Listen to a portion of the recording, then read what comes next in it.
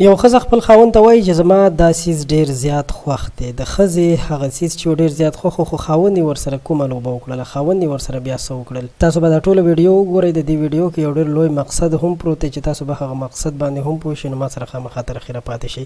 ښځه خاوند چې د دوی په خپل منځ کې ډېره زیاته مینه وه، ډېر زیات محبت یې په خپل منځ کې، او هېڅکله هم دوی د یو بل نه جدا یو شپه هم نه وه کړې. یعنې که مور کره به هم تلله د جینۍ، نو خاوند به یې ځان سره بوتلو، او که خاوند به یې کور کې و نو هسې خو به هم کور کې و، خو چېرته به یې مسافرۍ ته هم نه پرېښودو. بیا وخت داسې راغی چې د خاوند چې و دا هم ډېر زیات ښایسته و، دا ښځه هم ښایسته وه.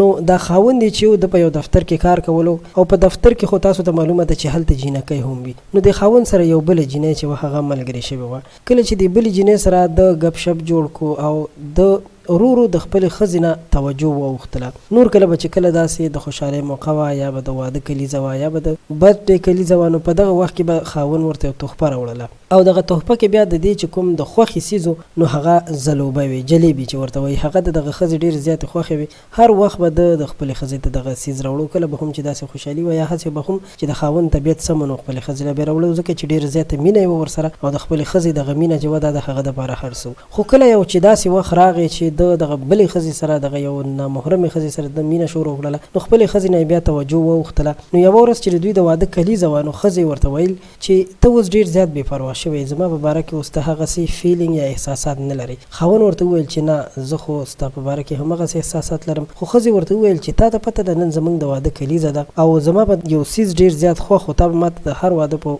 کلیزه باندې هغه راوړو، خو اوس تا نه ما ته د واده د کلیزې مبارکي وویله، او نه دې ما ته هغه څیز راوړی. خاوند یې په سوچ کې لاړو، او ویل یې چې بالکل دا خو تا صحیح خبره وکړله، خو زما نه هیر دی چې ستا څه خوښ دي. نو ښځې ورته بیا په خپله وویل چې زما ځلوبۍ خوښې دي، ته چې وې مخکې باندې ما سره ډېره زیاته مینه کوله. خیر وخت تېرېدو، د څه وخت نه پس بیا د ښځې دغه مکمل معلومات د ده خپلې ښځې ته هم وشول، او خبره تر دې حده پورې ورسېدله چې د دوی خپل منځ کې بیا طلاق هم وشو. دوستانو، زما د ویډیو مقصد دا دی چې هېڅکله هم نامحرمو ښځو سره مینه مه کوئ. دا ستاسو ژوند، ستاسو د خوشحالۍ زندګي بربادولی شي.